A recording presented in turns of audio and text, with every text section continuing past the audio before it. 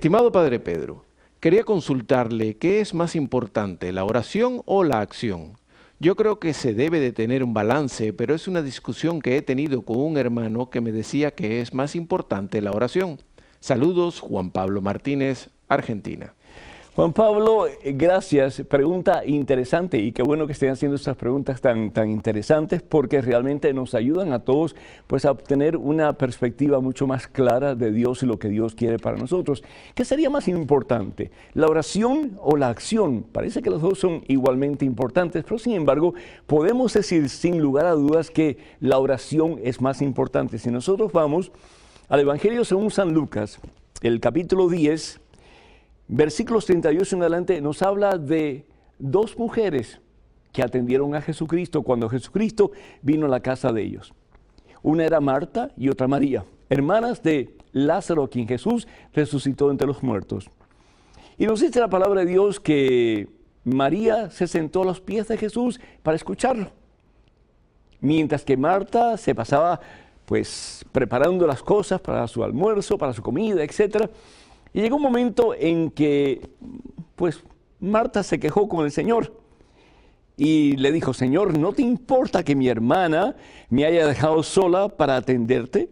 Dile que me ayude. ¿Y qué es lo que Jesús le dice?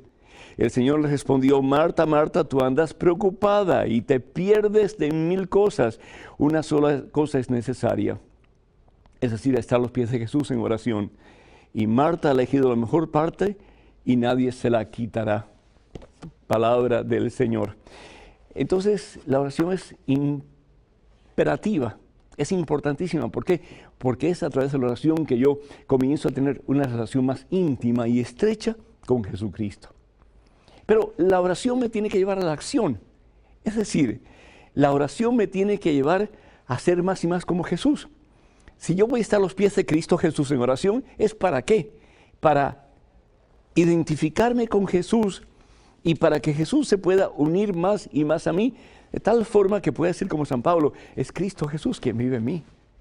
Jesús vive en mí de pies a cabeza. Jesús es quien me dirige, quien me guía. Él es el centro de mi vida, Él es mi todo. Puedo llegar a decir eso.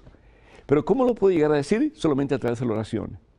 Pero a medida que yo me uno a Jesús en la oración, a medida que yo permito que Jesús llene todo mi ser de su presencia, entonces, ¿qué es lo que tengo que hacer? Pues hacer lo que haría Jesús, servir a los demás, darse a los demás. Entonces ahí la acción que viene a ser la consecuencia de mis oraciones. Padre, Dios lo bendiga. En Juan 5:29 explica que no existe el purgatorio, sino que los que fueron malos irán al infierno y los que vivieron según la voluntad de Dios vivirán eternamente. Explíqueme lo siguiente, por favor. Si el purgatorio existiera, ¿qué mérito tuvo el sacrificio de Jesús? Mi nombre es Carlos. Carlos, gracias. El sacrificio de Jesús es para arrancarnos de las mismas garras de Satanás. El pecado nos lleva a las garras de Satanás. Jesús nos redime, nos compra. ¿Y cómo nos compra? ¿Cómo nos redime? A través de su sacrificio en la cruz. Nos saca de las mismas garras de Satanás y nos lleva de su mano hacia la victoria que es el cielo. Pero si bien es cierto que nos saca de las garras de Satanás, el pecado y cada pecado que tú cometas, Carlos, y que yo cometa, tiene una secuela. Tiene una secuela. Y esa secuela nos hace imperfectos. Esa secuela deja cicatrices en nosotros. El caso de esta muchacha que cometió el aborto, ¿cómo se siente ella? ¿Cómo está ella? El pecado trae consecuencias negativas y eso queda dentro de uno. Jesús nos salva, nos redime de las garras de Satanás, nos quita de ahí, pero la secuela, la consecuencia del pecado queda en nosotros. Queda la cicatriz, queda el daño. Y ese daño, esa cicatriz, esa secuela, tiene que ser limpiada, tiene que ser purificada. Por eso es que la iglesia enseña que para la mayoría de nosotros, antes de entrar a la presencia del todo justo, todo bueno, todo puro, todo santo, todo perfecto, tenemos que ser purificados. Jesús dice en el Evangelio según San Juan, capítulo 5, fíjense, como muchas veces se ponen palabras en los labios de Jesús que Jesús no ha dicho. Jesús en ningún momento dice que el purgatorio no existe. Jesús lo que dice, versículo 29 dice, los que obraron el bien resucitarán para la vida. Es decir, el fin, el propósito es el cielo. Y dice, y los que obraron mal irán a la condenación. Pero en ningún momento Jesús dice que no hay purgatorio. Eso es una herejía. Y eso es antibíblico. Porque la Biblia en ninguna parte dice que no existe el purgatorio.